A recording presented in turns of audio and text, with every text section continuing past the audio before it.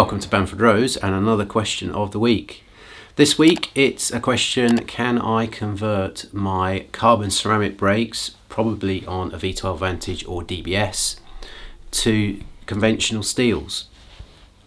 I've seen this question pop up lots of times on forums and Facebook groups, and it's asked directly to me a lot.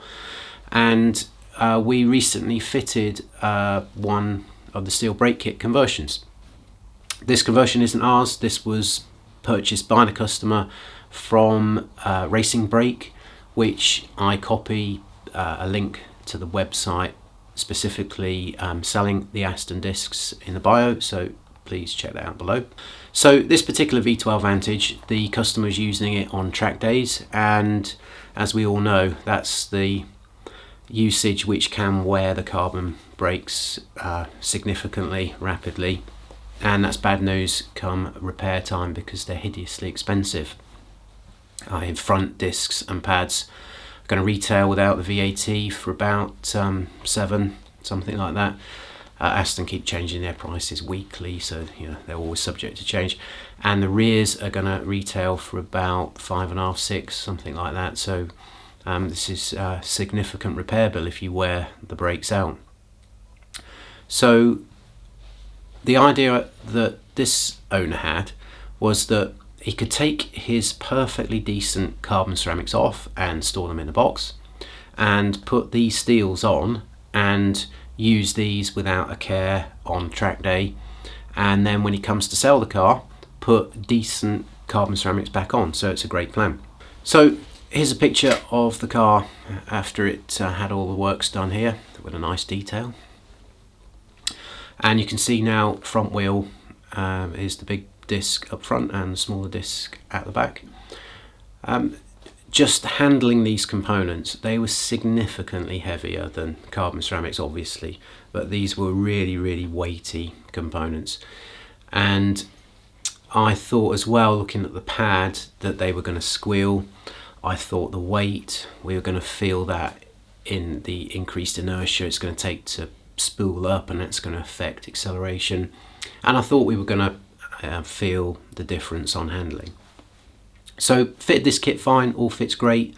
It comes really well wrapped. It's a good quality kit that this company makes, and it certainly looks beefy enough for the job. If something often looks right, it normally is, and this brake kit looked right in terms of fundamental design and construction.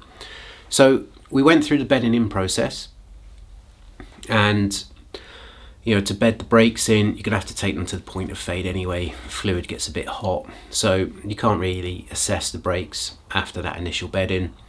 So after a cool down, and we did give each corner a quick bleed just to get rid of that superheated fluid in each corner, took the car out for a drive, and brake performance on initial pedal press, initial brake tip in, really sharp. It equals the carbons exactly. So normal driving, you're not really going to notice any difference between the steels and the ceramics. Then when you needed more spirited braking, the steels were good. They didn't have the speed retardation of the ceramics, especially when they get hot. Then you get some degradation of retardation, whereas the ceramics will just brake all day long till they wear out. So there was a little bit of a compromise there. In terms of pulling away and get going, in terms of the extra inertia there, I didn't really feel that was any different compared to ceramics, but handling was significantly changed. The car was quite bouncy, and you noticed on turn in it was behaving totally different than the lighter carbon ceramics. I think, being critical, probably need to respring the car, have a look at damping, but it depends how spiritedly you drive. The more spiritedly you drive, the more that you'll have to tune the damping for these new brakes, these heavier brakes. If it's just a road car, no track days, you'll get away with it. You won't really notice any difference. So for this particular example, this is going to work out for him really well. He can use these brakes, not care about them, put the ceramics on, sell the car. If you were having to buy these because it was a cheaper cost option than buying new ceramics, and then eventually you have to sell the car with these steels on, I'm sure that's going to significantly affect the resale value, probably more than the differential of the steel price compared to the ceramics. This kit was bought for, I don't know, with postage £3.5. If you needed to do it just for the fronts are 7-ish. I'm sure that differential is going to be way more when you come to sell a car because someone doesn't like it because it's got steels on.